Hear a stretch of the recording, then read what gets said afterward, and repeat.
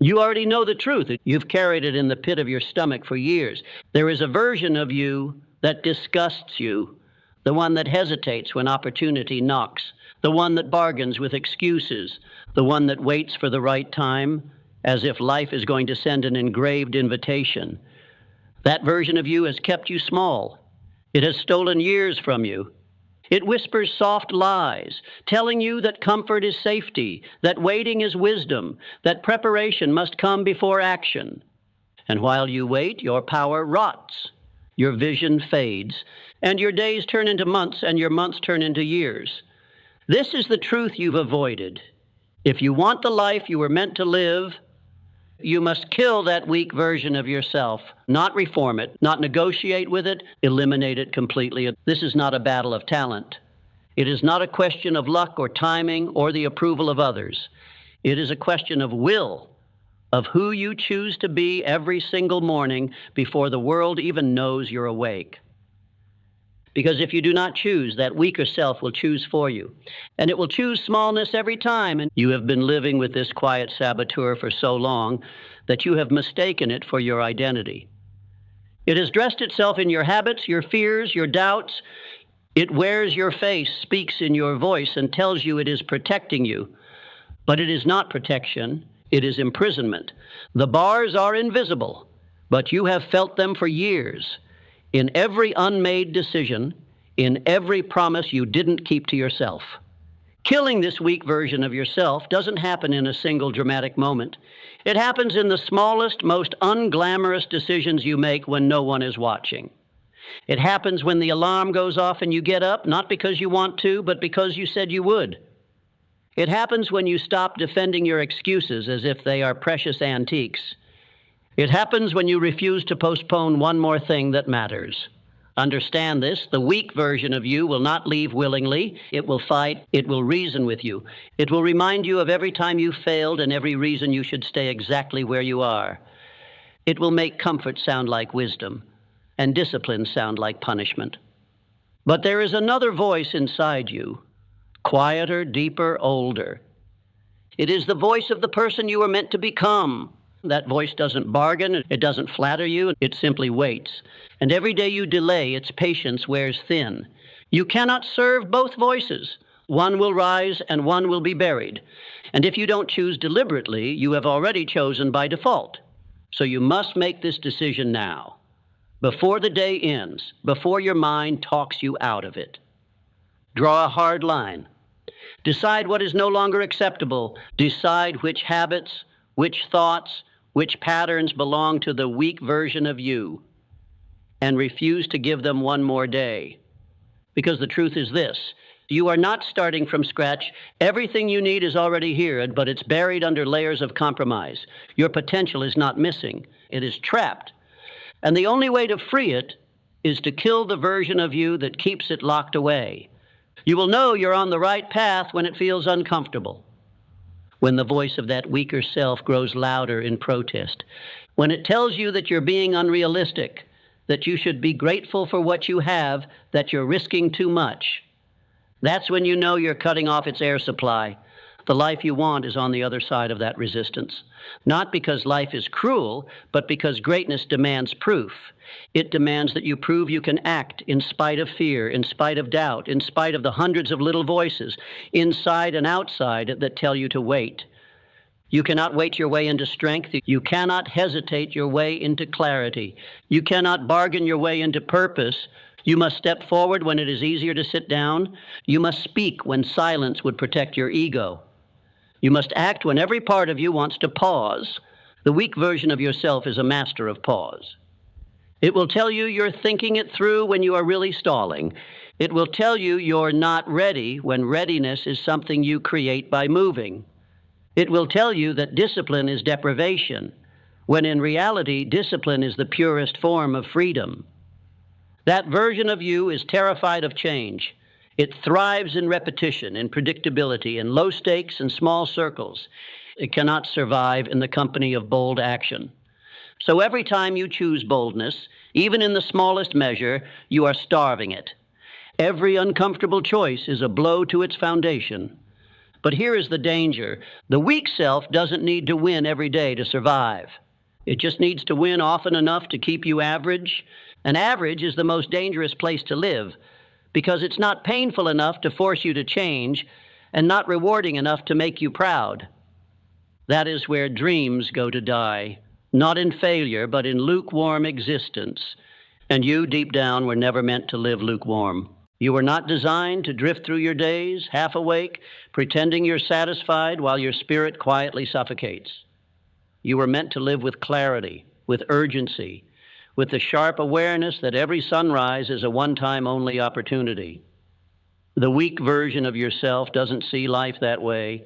It moves as though time is infinite, as though your days are an endless supply you can spend carelessly. But you know better. You can feel the truth every time you catch yourself saying, someday. Someday is the lie that has stolen decades from countless people who were just like you, intelligent, capable, overflowing with potential, but too comfortable to rise.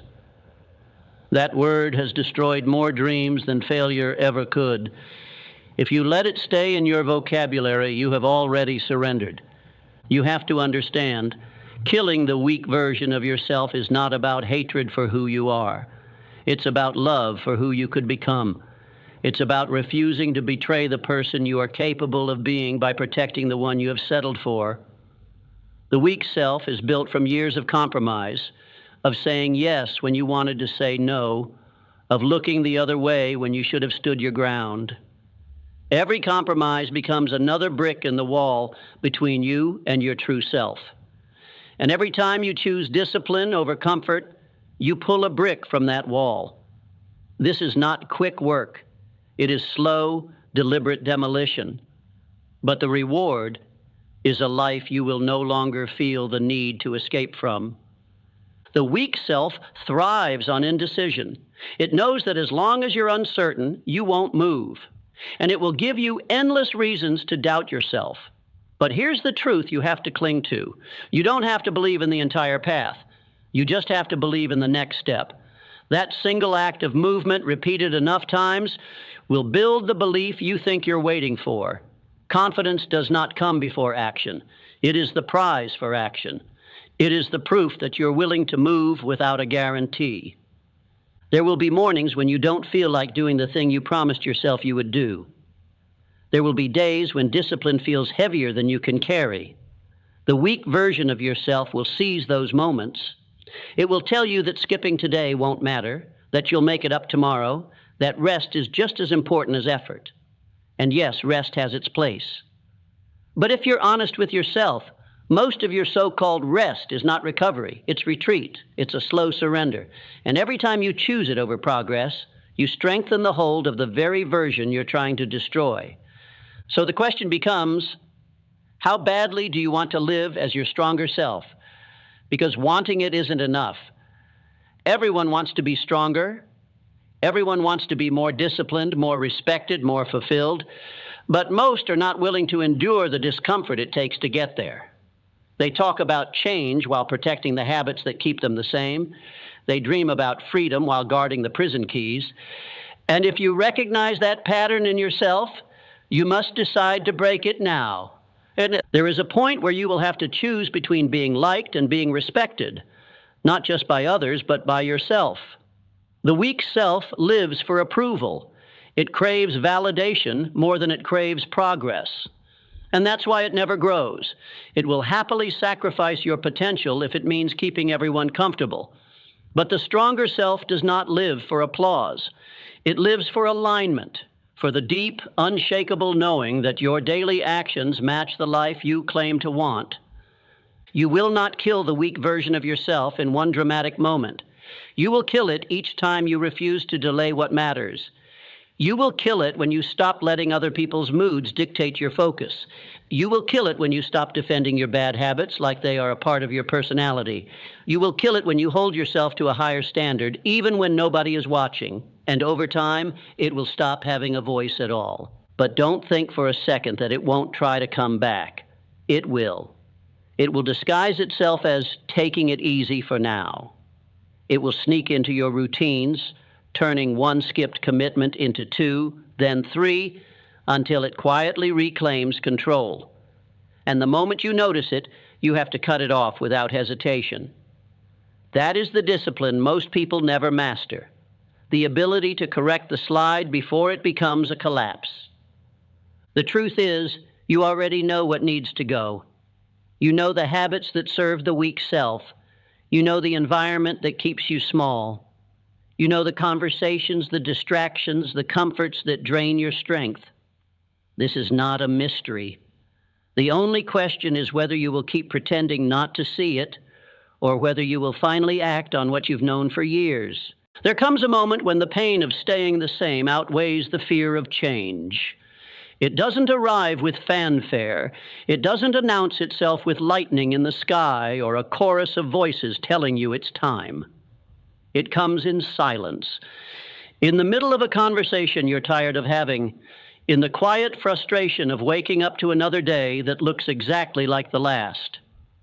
It comes when you realize you've been circling the same starting line for years, dressed in different excuses, but standing in the same place. That is the moment you have to recognize for what it is, the invitation to finally step into the life you've been pretending you're working toward. The weak version of yourself thrives on delayed decisions. It tells you to wait until you have more clarity, more money, more time, more courage. But the truth is, none of those things come to those who wait. They come to those who move. Movement is the generator of clarity. Action is the builder of courage. Momentum is the multiplier of time. And yet, the weak self will cling to stillness like it's a life raft, not realizing it's the anchor pulling you under. Understand this, every day you allow the weak version of yourself to decide your actions, you're not just delaying progress. You're reinforcing an identity that does not belong to you.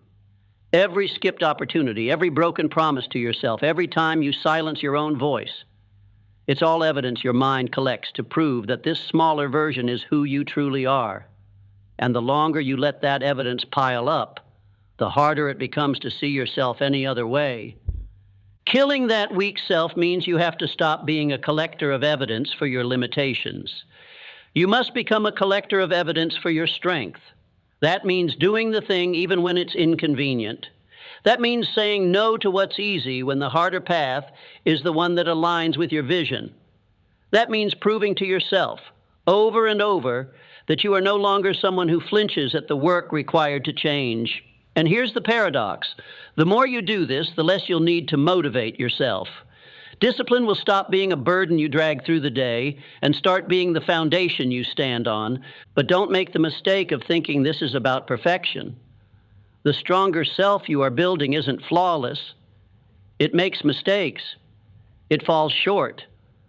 But it does not hide behind those moments. It does not turn one slip into a surrender. It faces the truth quickly, corrects the course, and continues forward. The weak self, on the other hand, treats every failure like a final verdict. It takes one missed step as proof that you should stop climbing. It is allergic to persistence because persistence exposes its lies. The choice, then, is simple but not easy. Will you allow the weak self to keep its grip on your life, or will you rip its roots out every time they try to grow back? This is the work, not grand gestures, not once-in-a-lifetime breakthroughs, but the daily refusal to let that lesser version dictate the direction of your life.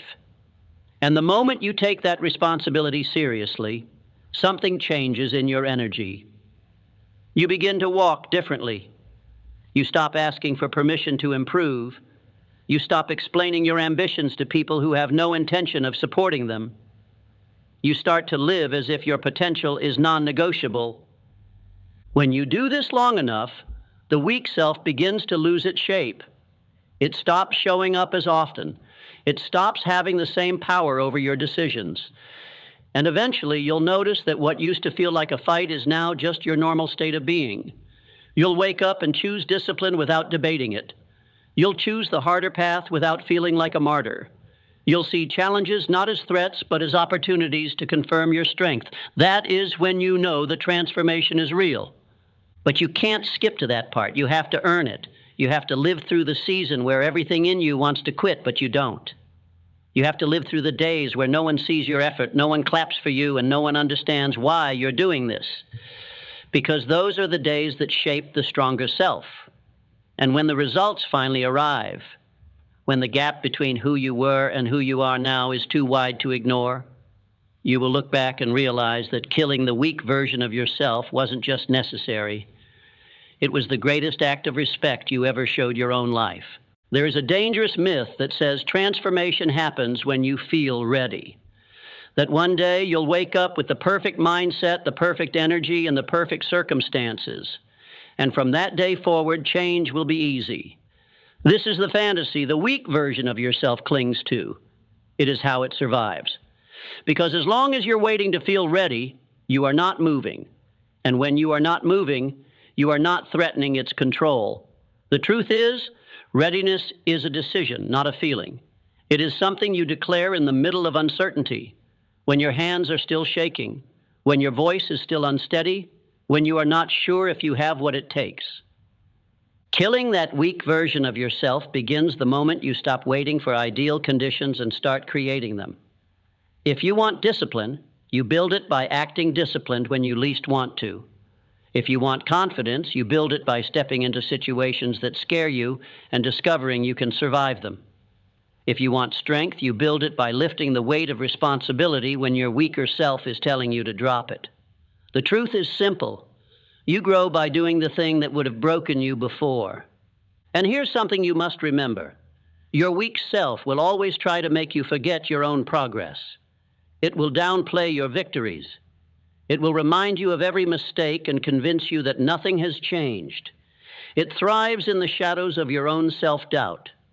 That's why you must document your growth. Write it down. Acknowledge it. Look back at the person you were a year ago and see the distance you've traveled.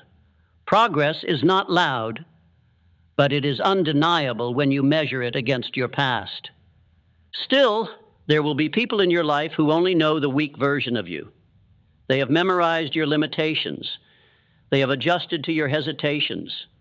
They expect you to stay the same because that makes them comfortable. And when you start to change, they will resist it. They will question you, challenge you, even mock you.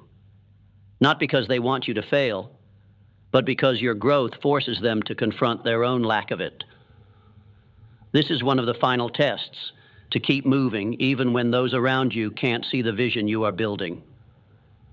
The stronger self is not built in isolation from difficulty. It is built because of difficulty. Every obstacle you face is a chance to prove that you have buried the weaker version for good. When something goes wrong, the weak self looks for someone to blame. The strong self looks for the lesson. When plans fall apart, the weak self collapses with them. The strong self adjusts, adapts, and keeps moving. And every time you respond in strength, you make it harder for the weak self to resurrect. Discipline is the weapon that will finish the job. Without it, your progress will be temporary. With it, your transformation becomes permanent. Discipline means you don't have to bargain with yourself every morning. You simply follow through on what you said you would do, whether you feel like it or not. And over time, that becomes who you are. The weak self hates discipline because it removes its leverage. Without the option to negotiate, it has nothing to work with.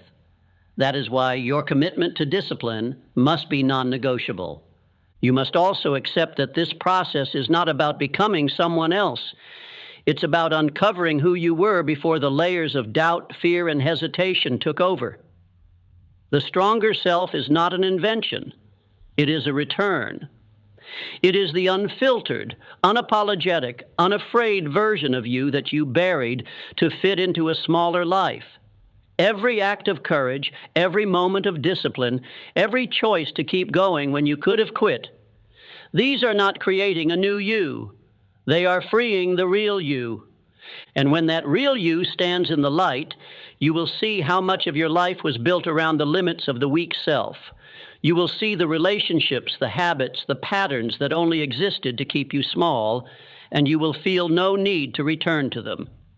Because the truth is, once you have tasted the life of your stronger self, the old life will no longer feel like home. It will feel like a cage you outgrew long ago. That is the moment you will understand. Killing the weak version of yourself was never about destruction for the sake of it. It was about making space for the life that was always waiting for you. And now, there is no turning back. The moment you commit to living as your stronger self, the world will test you. Not because it conspires against you, but because it mirrors the truth of who you are becoming. Every challenge will feel like it was placed in your path to see if you meant what you said. And in a way, it is. Life is not interested in promises spoken in moments of comfort. It is interested in the choices you make when everything in you wants to retreat. The weak self thrives in that retreat. It finds safety in the familiar, in the patterns you've walked 1,000 times before, even when those patterns are the very reason you feel unfulfilled. This is why you cannot simply decide to kill the weak version of yourself and expect it to vanish overnight. You have to strip it of its hiding places.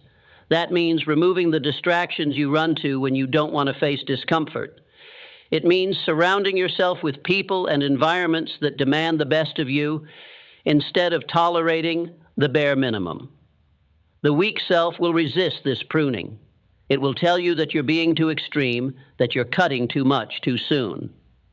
But the truth is, transformation rarely happens in half measures. You cannot hold on to the pieces of your old self and expect to live as the new one. And here is a hard truth. You will have to let go of parts of yourself that you once thought defined you. The attitudes, the routines, the stories you've told yourself about why you are the way you are, all of it must be questioned. Not everything will survive the questioning. The weak self has a way of dressing up its limitations as personality or preference, but often they are just walls you've mistaken for identity. Tear them down and you will see they were never part of you to begin with. Every day is another swing of the hammer against those walls. Some days the cracks are small, almost invisible. Other days, entire sections crumble. But the demolition must continue, because behind those walls lies the version of you that doesn't ask for permission to grow, the version that moves with purpose, that takes up space without apology, that lives each day as though it matters, because it does. The weak self will argue that you should slow down, that you're changing too quickly, that you might lose yourself. But understand this, what you're losing is not yourself. What you're losing is the weight you were never meant to carry. You're losing the chains you confused for comfort. You're losing the voice that told you not now so many times that it became your anthem. And in losing all of that, you are gaining back your life. Discomfort is the proving ground of your transformation. The weak self avoids it at all costs, mistaking comfort for peace. But there is no peace in a life unlived. True peace is the quiet strength that comes from knowing you can face whatever comes because you have faced yourself and refused to back down. That kind of peace can only be built by walking through the fire of discomfort without running for the exit. The stronger self doesn't flinch at hard days. It doesn't panic when things don't go to plan. It understands that progress is never linear, that setbacks are not signals to stop, but invitations to rise. The weak self measures progress only in ease and praise. The strong self measures it in persistence, in the refusal to quit even when there's no reward in sight. And if you are serious about killing the weak version of yourself, you must fall in love with persistence.